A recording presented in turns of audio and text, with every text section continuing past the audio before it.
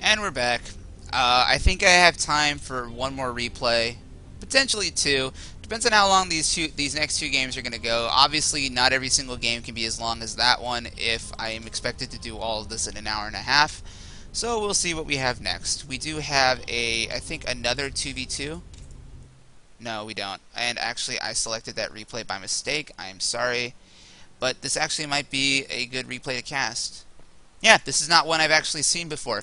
Okay, so this is going to be a Zerg versus Protoss. I believe this is another Gold League replay. Could be a Bronze replay, though. I'm not actually sure. We'll have to see in a moment. But anyway, we do have a Zerg versus Protoss on the map Ohana. Spawning in the top location, we have the red Protoss player, the middle one. Which is funny because that almost sounds like the little one, which is probably what he's trying to go for. And in the bottom position, we have the Blue Zerg, Brood Awaken. Oh, I get it. It's like Rude Awakening, only it's Brood Awakening. I get it. That's clever. That's clever. Okay, I get you, man. I get you. I know most people don't get your alias, but I do. You have to say it out loud. Okay, so this is Ohana. And if this is the map that those zealots that were getting a tan in the last game should actually be going to if they want to go on vacation, because Ohana is a beautiful map. It looks like anywhere that you would want to take your family on a nice island paradise, if not for all of the cliffs with a bunch of fighting with aliens on top of them. Other than the aliens and the fighting and the enormous cliffs that you would probably die if you fell off of, Ohana is a beautiful map. We have the nice palm trees and the tall grass.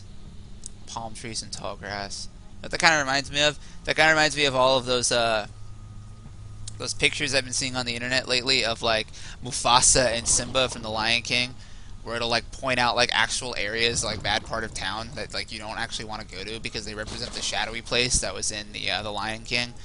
Saw something that was funny on there earlier because most places will be like they'll have like a name of a town. Most towns that I've actually never heard of, they'll have like one bad part of town that represents the shadow place.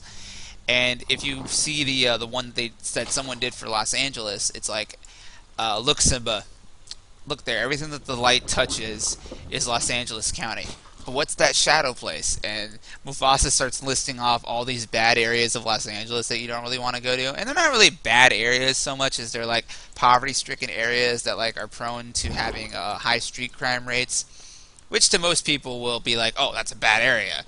But I'm actually like college educated with in sociology, so I don't actually look at it as simply as saying, oh, that's a bad area. I actually look at all sorts of other things that are involved. So we do have a pull first down for Brood Awakening because he actually saw my previous Vindicast that says you never go hatch first against Protoss. But if you were going to go hatch first against Protoss, this is actually one of the few maps that I would actually think that would be a good idea to do it. Why? Because if you're going to stop that photon cannon pressure, this is actually one of the best maps to do it. There isn't very many places around the natural base that you can actually throw photon cannons. And because of the layout of this natural and how narrow it is, it's actually very easy to hold off most attacks that Protoss can throw at you. The only thing you would really have to be worried about with this kind of terrain would be a very heavy sentry opening that would utilize the terrain and the force fields to pretty much narrow all your Zerglings down to the point of worthlessness.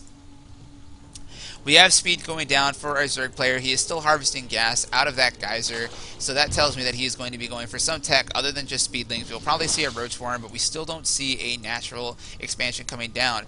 And for our Protoss player, we have a Dark Templar rush. So this is going to be a very quick Dark Templar. The Dark Shrine will be finishing around the same time that the Warp Gate tech does, and we do not have a pylon out on the map, so this Dark Templar will actually have to walk all the way across the map. I hope he gets paid more than Dark Templar that are in my army, because those Dark Templar never have to walk. They just get ported right into the thick of things and right into battle so that they can do their damage. But these Dark Templar enjoy the exercise, so they will be able to just walk across this beautiful map, across this desert this sandy terrain, over to the Zerg's base so that they can start wreaking some havoc. We are just now getting a layer down for the Zerg player. He does not have an evolution chamber down, so he will not actually be able to see these Dark Templar once they actually spawn until that layer is done and he can drop and he can make an Overseer.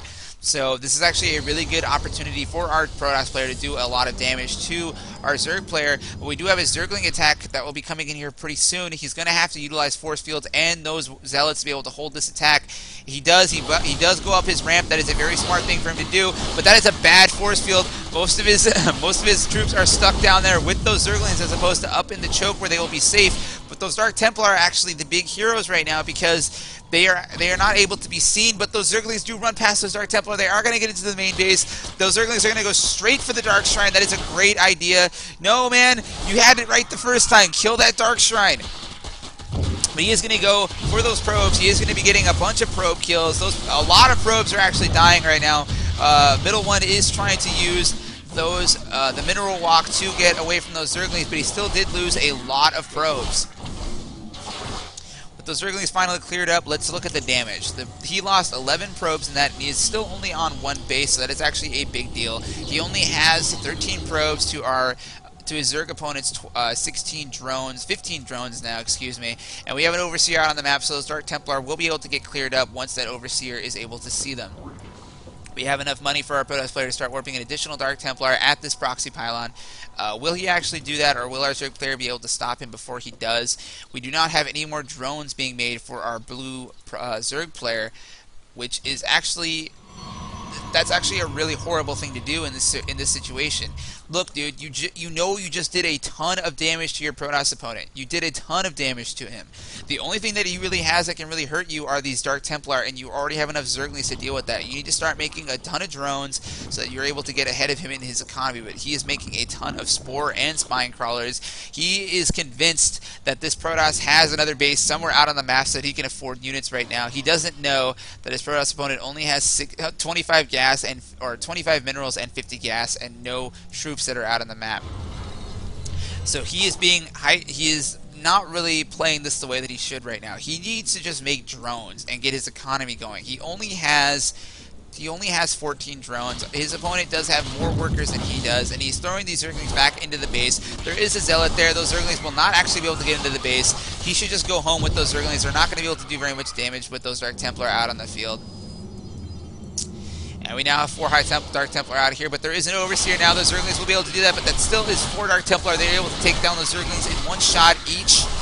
And those 4 Dark Templar have now taken down every single Zergling that our Zerg player has. This Dark Templar actually has 22 kills. We have 20 kills for the other ones. Those Dark Templar are heroes in this game right now.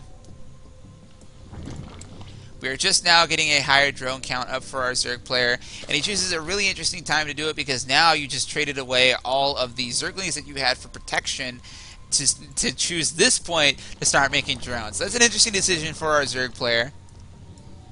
Our Protoss player is being a little bit more smart about all this, to put it bluntly. He is making probes behind this. He is actually upping his tech a little bit.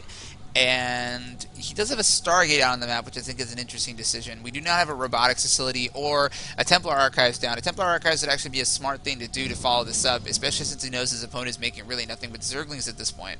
In fact, our Zerg player only has 1 gas down on the field, so he doesn't really even have the gas income to produce very much other than Zerglings. He does, as though he's hearing me casting him right now, he does drop that 2nd gas down.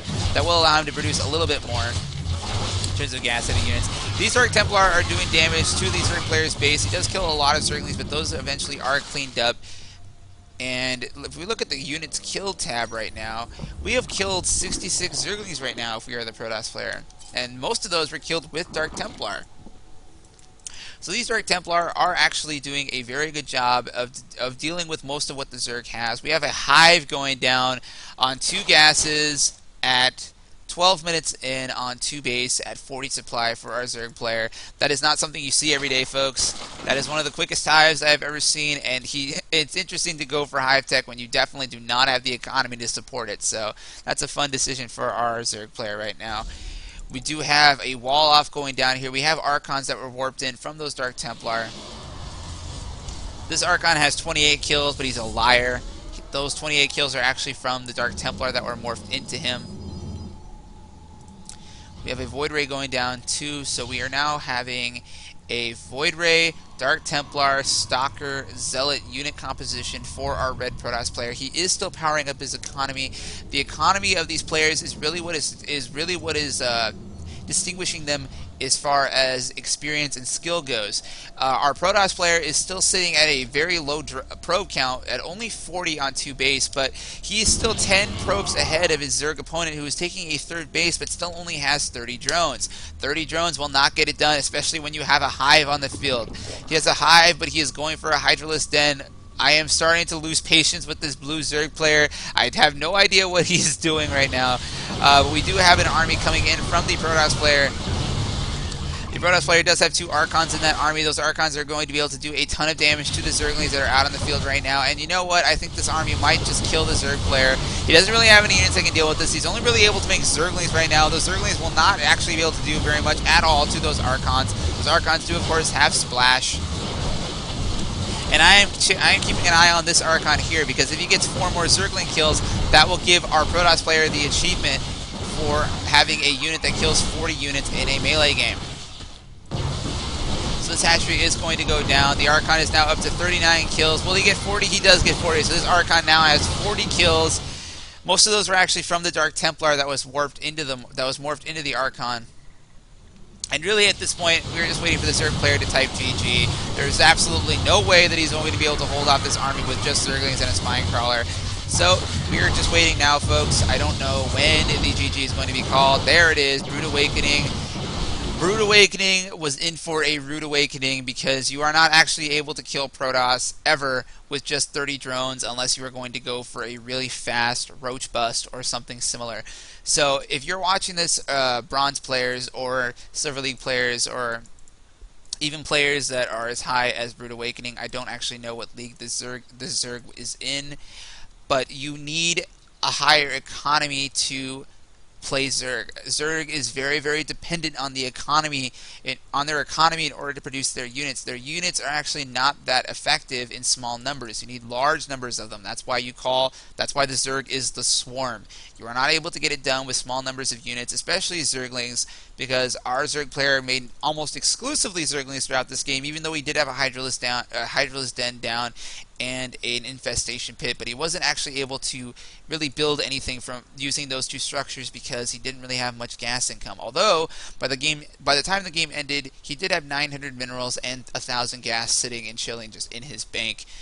But you're not really going to be able to do very much with just Zerglings and a Hydralisk Den. He didn't even have a Roach Warren down. So 2 things: 1, roaches are very good in ZVP, very, very good. 2, you need more drones than 30. The maximum drone count that I saw was 30 drones on 3 hatcheries. That's not going to get it done. You need more drones than that. That was a pretty decent game from our Protoss player. He did utilize those Dark Templar very early in a defensive posture. What would have been a very bad rookie mistake would have been if he saw those Zerglings coming and decided to send the Dark Templar to his opponent's base anyway. But he was smart. He saw that those Zerglings were in his base and represented a very big threat, so he kept his Dark Templar back at his base. They were able to take care of that early Zergling attack, and from there he was very far ahead of his opponent, despite the fact that he lost about 11 probes in that Zergling run by. So that was a pretty well played game by the middle one. Not so much from Brood Awakening. He still has a lot to learn about how to play Zerg against Protoss in this matchup. So that was a cool game. I will be back in a little while with another one. That will probably be my last